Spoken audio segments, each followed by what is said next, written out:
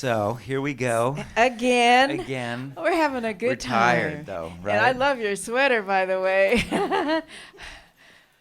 So take us on a journey back to 1975 and tell us about Scream, Blacula, Scream. Wow. Well, it was an honor to work with Professor William Marshall.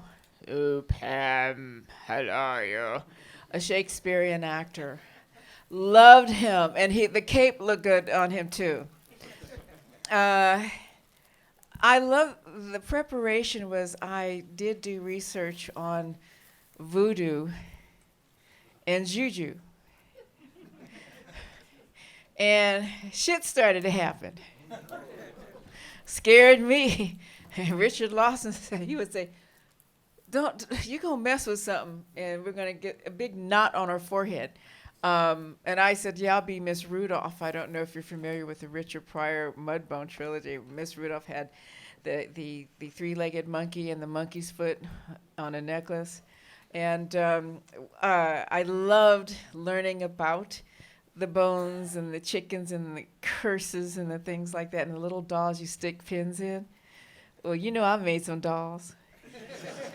You mess with me, your ass is gonna hurt. You're gonna feel like, do you feel like a pin sticking in your butt? You know, mess with me. But it was wonderful doing that, because doing your research on it is just like theories of black magic that you're not familiar with. And I always felt like if I mess with it, can something really happen? So I wanted to be really careful not to. You know, chicken bones and hair and stuff. And we would, I think with William Marshall, we both loved the fact that we prepared and we studied. And we didn't want to mess with it. We wanted to respect it just in case it worked. And Richard Lawson, he was great. He didn't like being in the room.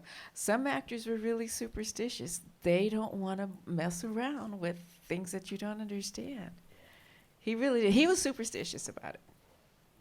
You know, Bob Keljan directed Yes. Scream, Blacula, Scream. Yeah. And I know Bob from way, way back as a kid. He was friends with my parents. He directed a lot of television. You knew everybody. Yeah, I knew a lot of people. He knows everybody. Yeah, it's go great. way back. Come from a showbiz family, you know. Yeah. So do you recall working with Bob Keljan? I do. Yeah. I Nice do. guy. I love when a director has done his homework and can guide you. Yeah. And he shares, just in case something happens to you, we're all together in the same boat, we all catch on fire together. You know, I like that. He did the work. And, you know, I'm really fortunate that I've been able to work with directors, casting directors, producers who really are passionate about the work. And they do it, and they make you feel good about it and your choices, and say, okay, now you did that take for me, do one for me, do one for him, you do one for yourself. You know, we all get to kind of improvise. I like that. It's also, too, a lot of special effects in Scream, Blacula, Scream. And AIP had Yeah, some... not like today. Yeah. Our special effects was like a firecracker in the corner. Yeah. There's some smoke. But that was such, wonderful thing about a lot of those movies, is that the stunts and the special effects and everything were just really, really wonderful for that time. It was a struggle, but I still love the passion of, that was the best of what it was. Right. And no one got burned or suffered. So Yeah. Exactly. Yeah. Some fried chicken around burnt, something like that. But, and to see it evolve, my career, as I was saying, is older than most of you in here. It's 45 years, and so I've seen a lot. I don't know if you remember when, in the 70s, there was the Cinemobile. It was a big bus that had all the equipment underneath, and the crew sat on top. Do you remember the Cinemobile? And some guy invented it. And it did very, very well. Everyone had it. Everyone used. They had hundreds of them.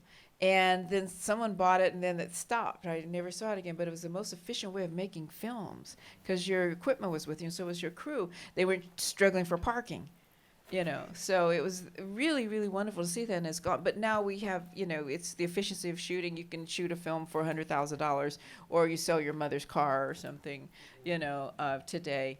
But back then, Blacula Scream, I think, was $500,000, and it made something like $8 million. Yeah.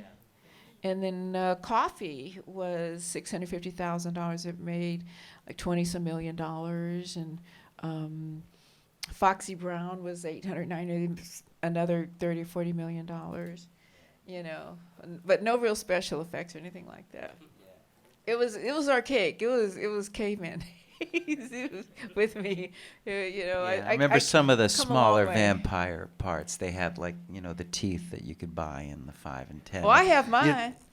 I still have my teeth. You still have your teeth? They'll probably Yeah. go for auction, I'm Yeah. sure. You But they guys weren't want- the I want those teeth. They weren't the dentist kind that No, they were. The dentist did make them so Yeah. you could pop them in over your teeth. Yeah. They're very well done. yeah. You know, but I don't like to play around with that. I really don't. You know, I'm kind of, because I come from a family of juju women, geechee women that pull them curses on each other. The women in my family, they had a unibrow. Yes, I had one too. I still have it. And then I know what I'm going to look like. You know, like in their 70s, they all have these long hairs coming out of their chin, you know, and hairy legs. And they scare me, you know, because they say, you can see. You can see. That's why you have them gumpy things happening in your life and shit, you know. But I have a feeling if that's what I'm going to look like, y'all See, don't we're want to getting see into me. this Y'all kind don't of wanna thing. see me. We're getting into this because it's getting late too. You know. I know, but they're here. We're going to have fun. Yeah. But I wanted to explore the world of vampirism Yeah, and yeah. the symbolism of where it came from, Yeah. the empowerment of it, of being able to Yeah. take someone's blood and they Yeah. become a vampire, Yeah. part of your family, Yeah. and all of that. But I wanted William to see- Marshall was a great vampire. He had that. Why didn't vampires, you know, suck each other's blood? I don't know. That's a good question. Does anybody know? It's like no? I'm thinking back in the Hammer films. You know, I don't. They never did that. I wanted to see Yeah. why. Always the Yeah. innocent. It was always the young, pretty women.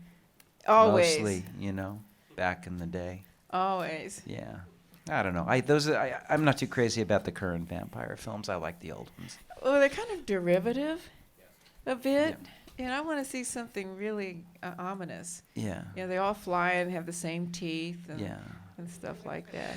But William Marshall had that kind of. I wonder if they need Alka-Seltzer once in a while, a diet of just blood. He had like that Or do they Christopher mix it Lee. with salad?